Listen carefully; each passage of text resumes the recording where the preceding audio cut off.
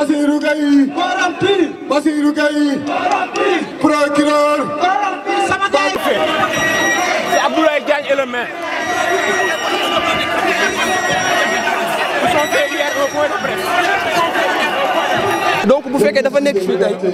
di def li nga xamante ni mooy day xeex pour Sénégal étudiant bu concerne nga xam ne bu ñu doon xalaat luy Sénégal émergent muy parti pouvoir wala nangam sa xel dina débraqué ñëw fi nga xamante ni mooy UCAD wala à 95% donc ñooñu bu ñu sànni xeer du ñu ay étudiant on pourrait dire que dañoo am ñoo xam ne voilà on pourrait dire que ñoom dañoo ñëw li nga xamante ni moo fi xew kay mooy est-ce que fay ñu ay bandi dugal leen soit disant que étudiants yi ñooy sànni pour ne pas dire que étudiants yi ñooy sànni mais est-ce que ay étudiants lañ waaw bien sûr que oui dama ne sax étudiant bi moo war a doon nga xam ne moo gën a porté pour manifester ou libérer Guy Marius Sagna étudiant bi laa wax ah bien sûr que oui voilà. Tout d'abord déplorer ce qui se passe aujourd'hui vis-à-vis de nos soi-disant camarades étudiants parce que eux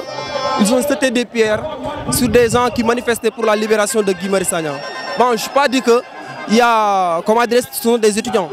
Je suis pas sûr. Mais ce qui est sûr et certain est qu'il y a la main des policiers là-dessus. C'est pas ils ont débarqué des gens, soi-disant étudiants, et ils jettent des pierres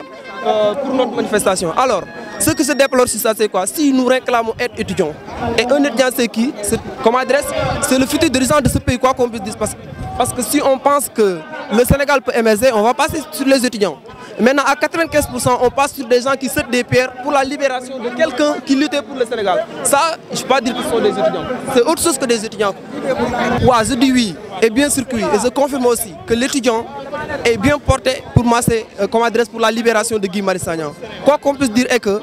je te répète que l'étudiant est quelqu'un qui devait prôner pour l'avancée des choses. Mais pas quelqu'un qui devait être rancé aux côtés de, comme adresse de la République ou bien aux côtés des maires pour des, tout simplement comme adresse pour des politiciens du moins pour tout simplement voilà, de l'argent qu'on lui donne afin qu'il puisse disperser des gens qui se manifestent. Quoi qu'on puisse dire est que l'étudiant est bien porté et mieux porté même pour libérer Guy Marius Sagna aujourd'hui. Et nous sommes prêts à le faire. Les étudiants, je dis, je sais pas les gens qui sont comme adresse, qui ont payé pour qu'ils puissent jeter des pierres. Ça, ce ne sont pas des étudiants. Nous, les étudiants, je dis, bel et bien, nous sommes prêts à libérer Guy Marius Sagna. Et qu'on va aller corps et âme pour libérer Guy Marius Sagna. Là, c'est sûr. Waaw, man nañu manifester ba génne Guy Marius Sagna. Nee naa la Guy Marius Sagna tey li mu nekk nii étudiants yi ñoo ko ci gën a mën a génne que population parce que étudiants yi ñooy des personnes yu nga xamante ni ñoo gën a informé wu fii parce que ñoom ñu ngi ci temple du savoir te bu ñu doon xalaat lu jëm la réew bi kanam étudiants yi la ñuy njëkk index le baaraam bi donc ñoom système bi ñu tegal nee naa la ba nga xam ne nee naa la amical yëpp yi nga xam ne mu ngi xew actuellement ci faculté bi politiciens yi nga xam ne fay nañu ay nit du ma wax ay étudiants lañ def fay nañu ay nit andi leen fii ci UCAD ñu dugal ci seen loxo ba étudiants yi ñoo mu neen di reyante même politiciens yooyu noonu ñoo ñëwaat fay ay nit je sais pas ay étudiants lañ wala ay bandi lañ wala ay bujamaan lañ ñu andi leen fii ñuy sànni xeer au nom des étudiants.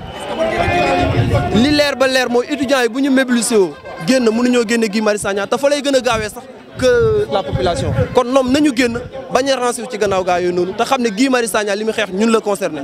voilà ok.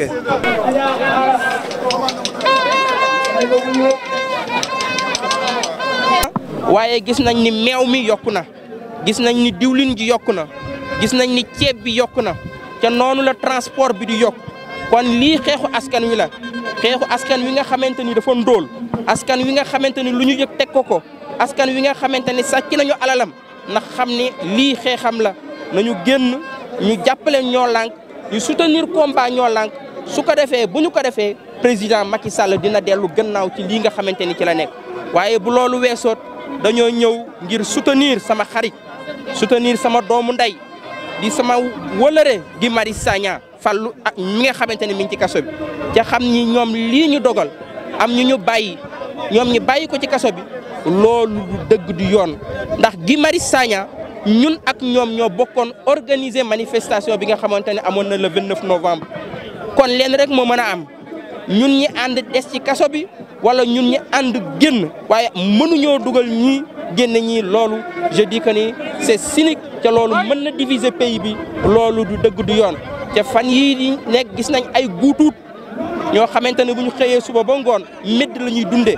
nekk ci rajo yi di wax di méngale Guy Marius Sagna ak terroriste waaw mais bu Guy Marius Sagna des terroristes kon ñun ñëpp ay terroristes lañ